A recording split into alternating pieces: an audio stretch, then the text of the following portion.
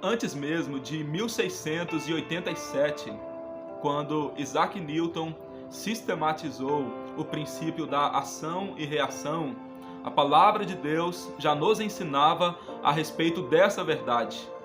Portanto, Isaac Newton apenas sistematizou esta verdade. Porém, Deus foi quem a criou. O princípio da ação e reação foi um princípio criado por Deus. Tanto que a Bíblia Sagrada, em diversas passagens, nos apresenta uma atitude e os seus resultados, as suas consequências, os seus desdobramentos.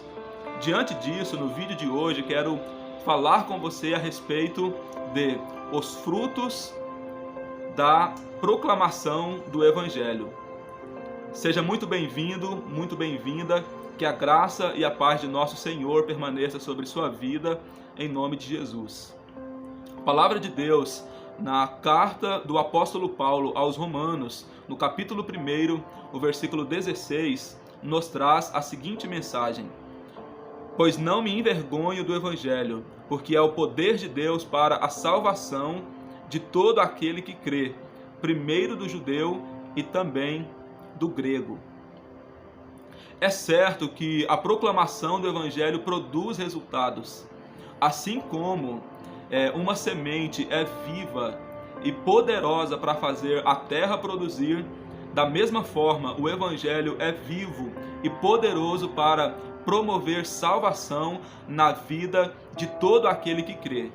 Sendo assim, se não desfalecermos, se não desanimarmos, se não nos cansarmos de pregar, se formos perseverantes na pregação, o Senhor fará surgir frutos a partir da nossa pregação. Sendo assim, que resultados nós podemos esperar quando pregamos o Evangelho do Senhor com fidelidade às Escrituras, com seriedade e compromisso? O primeiro resultado que nós podemos esperar é a salvação de pessoas. A palavra de Deus no livro do profeta Isaías, no capítulo 61, o verso 1 e o verso 2 dizem: O Espírito do Senhor Deus está sobre mim, porque o Senhor me ungiu para pregar boas novas aos mansos. Enviou-me a restaurar os contritos de coração, a proclamar liberdade aos cativos e a abertura de prisão aos presos, e a apregoar o ano aceitável do Senhor e o dia da vingança do nosso Deus, a consolar os tristes. Note que o Senhor Jesus veio do céu para trazer salvação. A palavra salvação no original significa libertação. E aqui esse texto é uma referência a Jesus. Jesus é aquele que o Espírito do Senhor ungiu, que o Espírito do Senhor esteve sobre ele para pregar as boas novas aos mansos, para restaurar os contritos de coração, proclamar a liberdade aos cativos, a abertura de prisão aos presos. Isso é salvação, é a abertura de prisão aos presos. Aqueles que estavam presos no pecado, agora estão livres para viverem para Deus. Aqueles que estavam sob as garras de Satanás, dominados pelo sistema desse mundo, agora estão livres para viverem para Deus. Então nós podemos esperar salvação de pessoas quando nós pregamos o Evangelho de Jesus.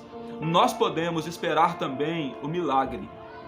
Isto mesmo, para que as pessoas passem a crer no Evangelho, passem a crer no poder de Deus, passem a viver pela fé, é necessário uma ação sobre-humana, uma ação sobrenatural, uma ação que o ser humano não pode realizar, que o natural não pode realizar. Somente Deus. Para as pessoas passarem a crer, somente o Senhor pode convencê-las. E quando nós pregamos o Evangelho, nós podemos esperar esse milagre de que as pessoas passarão a crer no poder de Deus por meio da nossa pregação. Elas passarão a crer que Jesus nasceu da Virgem, passarão a crer que Jesus desceu do céu e veio a este mundo, viveu sem pecado, morreu numa cruz para salvá-las. Elas passarão a crer que elas são alvos do amor de Deus, que Deus as ama verdadeiramente. Elas passarão a crer numa vida além desta vida passageira de 80, 90 anos e crerão numa vida duradoura, permanente, que dura até a eternidade, que dura para sempre. Uma vida que está escondida em Jesus, uma vida após a morte, uma vida permanente, duradoura e eterna, que Jesus tem guardada para nós. Então nós podemos pregar o Evangelho crendo que o milagre vai acontecer, ou seja, o Espírito vai convencer e as pessoas que ouviram a nossa pregação passarão a crer no poder de Deus, passarão a crer na palavra de Deus.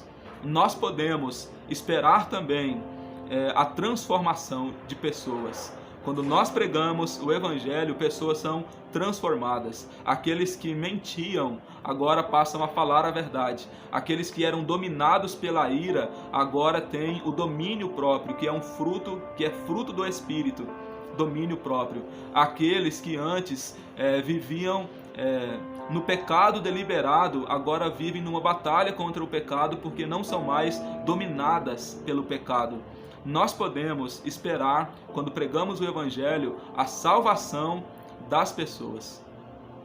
Diante dessas verdades, eu gostaria de deixar 2 desafios que a palavra de Deus nos propõe em relação aos frutos da pregação do Evangelho. E o primeiro desafio é: pregue com confiança. Por que nós podemos confiar que as pessoas elas passarão a crer, elas serão salvas e elas serão transformadas pelo poder do Evangelho? Por causa da ação do Espírito. Enquanto nós pregamos, o Espírito age na vida das pessoas, movendo elas a crerem no Evangelho que nós anunciamos. Não é por causa da nossa habilidade, por causa da nossa capacidade, por causa do conhecimento que temos, pelo poder de convencimento, nada disso. É por causa da ação do Espírito.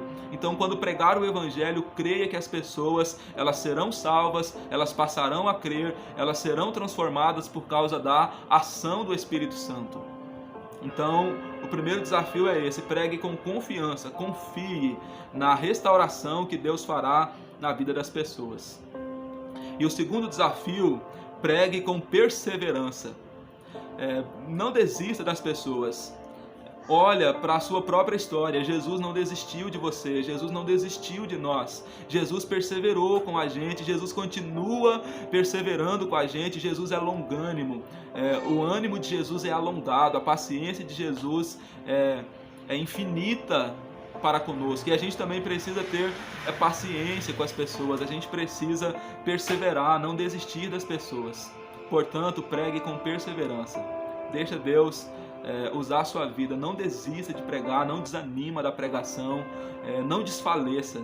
Continua levando a palavra de Deus. Ainda que você não esteja vendo resultados momentâneos na vida das pessoas para quem você está pregando. No tempo de Deus, elas passarão a crer, elas serão transformadas, elas serão salvas. Nosso papel é continuar pregando, não desistir da pregação. Como disse Paulo a Timóteo: prega a tempo e fora de tempo, redargas, repreendas, exorte com toda longanimidade e doutrina. Vamos juntos orar? Soberano e eterno Deus, Pai Santo, nós exaltamos o Teu nome, nós Te glorificamos, nós Te exaltamos, nós bendizemos ao Senhor na beleza da Tua santidade.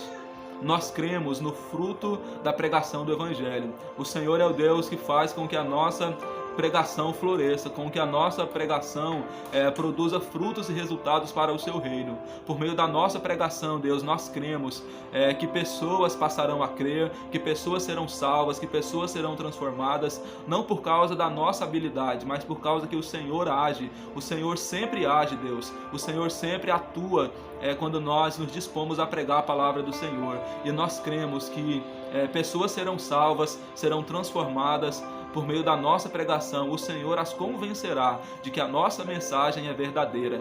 Meu Deus, também que o Senhor nos dê ânimo, que o Senhor nos dê vigor, que o Senhor nos dê, meu Deus, condições de pregar o Evangelho com perseverança, que não desistamos das pessoas, assim como o Senhor não desistiu de nós. Usa a nossa vida para a Tua glória, para que o Teu reino seja consolidado na vida das pessoas, para quem nós anunciamos a Tua palavra, em nome de Jesus.